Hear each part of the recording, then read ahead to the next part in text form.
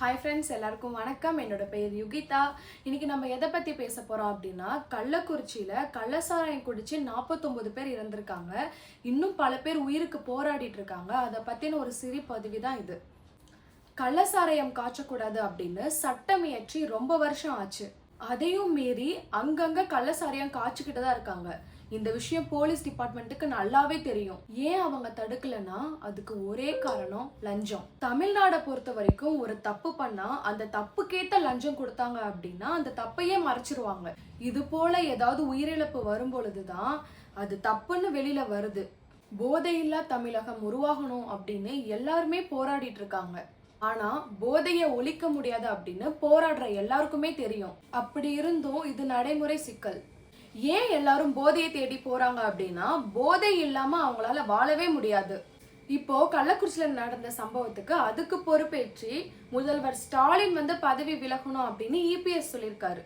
அவர் மட்டும் இல்லாம மத்த கட்சியில் இருக்கிறவங்க எல்லாருமே முதல்வர் ஸ்டாலின் பதவியிலிருந்து விலக வேண்டும் அப்படின்னு சொல்லிட்டு இருக்காங்க. முதல்வர் ஸ்டாலினை பதவியிலிருந்து விலக வைக்க வேண்டும் அப்படின்னு எல்லாரும் நினைக்கிறதுக்கு முதல் காரணம் என்ன? கடந்த தேர்தலில் முதல்வர் ஸ்டாலின் 40க்கு 40 வென்றது தான் காரணம்.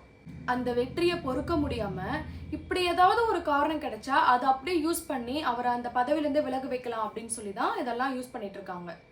கள்ளக்குறிச்சியில கள்ளசாராயம் காய்ச்சி குடிச்சு இறந்து போனவங்களுக்கும் அங்க உள்ள போலீஸ்னா லஞ்சம் வாங்கி அதை அலோ பண்ணதுக்கு முதல்வர் ஸ்டாலின் என்ன பண்ணுவாரு?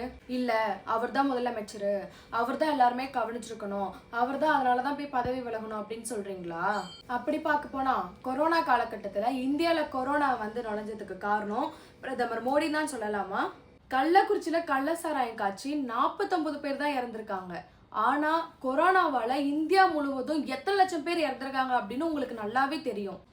அந்த மாதிரி நேரத்தில் ஃபாரின்லேருந்து இந்தியாவுக்கு வந்த ஃப்ளைட் எல்லாம் கட் பண்ணி அதில் உள்ள பேசஞ்சருக்கு யார் யாருக்கெல்லாம் கொரோனா இருக்கு இல்லைங்கிறத செக் பண்ணி இந்தியாவுக்கு அமைச்சிருந்தாங்கன்னா இந்தியாவில் கொரோனா வந்திருக்காது அப்படின்னு எல்லா விஞ்ஞானிகளுக்கும் நல்லாவே தெரியும். அதை செய்ய தவறிய பிரதமர் மோடி பதவி விட்டு விலகணும் அப்படின்னு எதிர்கட்சி தலைவர்களும் மற்ற தலைவர்களும் யாருமே சொல்லலை. ஏன் தெரியுமா? சில விஷயங்களை நம்ம எப்படிதான் ஆட்சி பண்ணாலும் தடுக்கவே முடியாது. அது போலதான் இந்த கள்ளக்குறிச்சி விஷயமும். தமிழ்நாட்டில் மதுவை நிறுத்தியாச்சு அப்படின்னா எல்லாரும் குடிக்கிறத நிப்பாட்டிடுவாங்களா?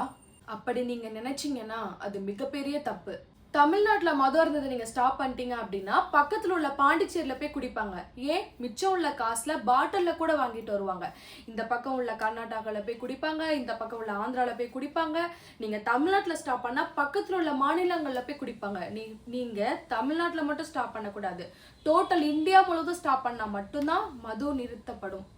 அப்போதான் மதுவை ஒழிக்க முடியும். இப்ப அங்க சுத்தி இங்க சுத்தி யார் மேல பழி வருது? பிரதமர் மோடி மேல. அப்போ பிரதமர் மோடிய பதவி இழக்க சொன்னா கரெக்டா இருக்குமா மிஸ்டர் அண்ணாமலை? மதுவை ஒழிக்கிறதுனால மது ஒழிஞ்சிடாது. மது குடிக்கிறவங்க மது குடிக்க கூடாதுன்னு நினைச்சா மட்டும்தான் மது ஒழியும். பெத்த அம்மா அப்பா பேச்சையே இவங்க எல்லாம் கேட்க மாட்டாங்க. யாரோ பெத்த புள்ள ஸ்டாலின் பேச்சையா கேட்க போறாங்க? கள்ளக்குறிச்சியில பாதிக்கப்பட்ட குடும்பங்களுக்கு நாங்க 5000 கொடுக்கறோம் அப்படின்னு இபிஎஸ் சொல்லியிருக்காரு. இதுக்கு என்ன காரணம் தெரியுமா? போன தேர்தல்ல டெபாசிட் வராததுக்கு தான் காரணம். முதல்வர் ஸ்டாலின் பாதிக்கப்பட்ட குடும்பங்களுக்கு தலா 10 லட்சம் கொடுத்திருக்காரு. அது தப்பு அப்படின்னு தேமுதிக பிரேமலதா விஜயகாந்த் சொல்லியிருக்காங்க. ஒரு விதத்துல பிரேமலதா விஜயகாந்த் சொல்றதும் கரெக்ட் தான். ஏன்னா கள்ளசாராயம் காய்ச்சது தப்பு, கள்ளசாராயம் குடிக்கிறது தப்பு, கள்ளசாராயம் குடிச்சு உயிரிழந்தது தப்பு. அப்படி பாதிக்கப்பட்ட குடும்பங்களுக்கு இவரு போய் 10 லட்சம் காசு கொடுக்கறது தப்பு தானே? சட்டத்துக்கு எதிராக சில விஷயங்கள் பண்ணிட்டு சாவுறாங்க பாத்தீங்களா, அவங்களுக்கெல்லாம் நம்ம நிவாரண நிதி கொடுக்கவே கூடாது. ஏன் அப்படின்னா அவங்க சில போல இது செயல்கள் பண்ணாதானே நம்ம இறந்தா கூட அரசாங்கம் நம்ம குடும்பத்தை பார்த்துக்கணும் ஒரு தைரியமா இருக்காங்க. அது போல கொடுக்காம இருந்தா அவங்களுக்கு ஒரு பயம் வரும் இல்லையா? மீண்டும் மீண்டும் கள்ளசாராயம் குடிக்கிறதுக்கு இது ஒரு வழிவகுக்குது. கள்ளக்குறிச்சியில வெறும் 49 குடும்பங்கள் மட்டும் இல்ல, எத்தனையோ குடும்பங்கள் இருக்காங்க. ஏன் அவங்க எல்லாம் கள்ளசாராயம் குடிக்கல? ஏன்னா அவங்க குடும்பத்தை காப்பாத்தணும் அப்படின்னா கள்ளசாராயம் குடிக்க கூடாது அப்படின்னு அவங்களுக்கு நல்லாவே தெரிஞ்சிருக்கு. ஏன்னா இந்த இறந்து போன 49 பேரும் கள்ளசாராயம் குடிச்சா நம்ம இறந்துருவோமே, நம்ம குடும்பத்தை யார் காப்பாத்துவாங்க அப்படின்னு யோசிச்சிருந்தாங்க அப்படின்னா இந்த கள்ளசாராயம் குடிச்சு இறந்திருக்கவே மாட்டாங்க. அவங்களோட குடும்பம் நடுத்தருவுக்கு போனாலும் பரவாயில்ல அப்படின்னு நினைச்சுதானே அந்த 49 பேரும் கள்ளசாராயம் குடிச்சாங்க. இங்க பாருங்க, அவங்க மனசுல என்ன கஷ்டம் இருக்குமோ தெரியல, அதனாலதான் குடிச்சிட்டு இருந்தாங்கன்னு மட்டும் தயவு செஞ்சு சொல்லிடாதீங்க. இந்த உலகத்துல யாருக்கு தாங்க கஷ்டம் இல்ல? கஷ்டம் இருக்கதான் செய்யும். அதுக்குன்னு போய் கலசராயம் குடிச்சிட்டு சாவாங்களா? தயவு செஞ்சு இந்த விஷயத்த அரசியல் ஆக்காதீங்க. இது அரசியலுக்கு அப்பாற்பட்ட விஷயம். கள்ளக்குறிச்சியில் உள்ள போலீஸ் சம்மந்தத்தோட இந்த விஷயம் செஞ்சிருந்தாங்க அப்படின்னா கண்டிப்பா அந்த போலீஸ் மேல ஆக்ஷன் எடுக்கும் இந்த அரசாங்கம். அதை விட்டுட்டு ஆட்சியை கலைக்கணும், முதல்வர் ஸ்டாலின் வந்து பதவியை விட்டு இறங்கணும், அப்படி இப்படின்னு தயவு செஞ்சு கேவலமா பேசாதீங்க. ஒருவேளை ஆட்சி கலைஞ்சது அப்படின்னா அடுத்தபடியாக இபிஎஸ் முதலமைச்சரா ஆகுவாரு. அப்போ இது போல சில சம்பவங்கள் நடந்துச்சு அப்படின்னா மத்த கட்சி தலைவர்கள் எல்லாம் நீங்க பதவி விட்டு இறங்கணும்னு சொல்றதுக்கு முன்னாடியே அவர் பதவி விட்டு இறங்கிடுவாரா? இறங்க மாட்டாரு. ஏன்னா பதவி வெறி. அதனாலதான் அவரால் இதை தாங்கிக்க முடியல.